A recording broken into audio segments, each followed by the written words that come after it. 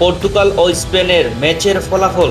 পুরো ম্যাচ জুড়ে লড়াই চললেও শেষ মুহূর্তের একটি গোল স্পেন জয় নিশ্চিত করে কোয়ার্টার ফাইনাল জায়গায় করে নেয়। রোনালদোর বিদায় ম্যাচের পর পত্রিকাটা রোনালদোকে মানসিকভাবে ভেঙে পড়তে দেখা যায়। ভিডিওটিতে জানানো হয়, এই হারের মধ্যেই রোনালদোর বিশ্বকাপ ক্যারিয়ার এবং আন্তর্জাতিক ফুটবল থেকে অবসরের বিষয়টি সামনে এসেছে। খেলার ধরন। প্রতিক্রিয়াটা রোনালদোর ব্যর্থতা ও পারফরম্যান্স ও হ্যাকসাপ দেখে মানুষ অজ্ঞান হয়ে গিয়েছিল।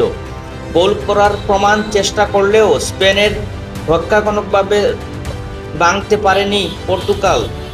অন্যদিকে ইয়ামিনের গতি নিয়ন্ত্রণ ও আক্রমণ পর্তুগালের জন্য বিপজ্জনক হয়ে দাঁড়ায়।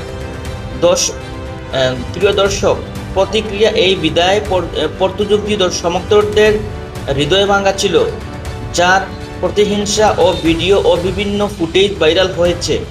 এই প্রথমবার বিশ্বকাপে পর্তুগাল এতদূর এগিয়ে গিয়েছিল, তারপরেও পর্তুগাল কোনোভাবে সেই সুযোগটি কাজে লাগাতে পারেনি।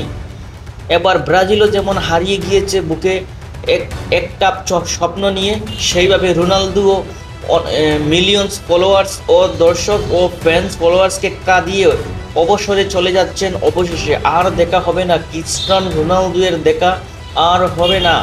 এবার শেষ ম্যাচ খেললেন ক্রিস্টিয়ানো রোনালদো। চোখে মুখে যে কান্না ছিল, পুরো বিশ্বব্যাপী হৃদয় ভেঙে চুরমার হয়ে গিয়েছিল।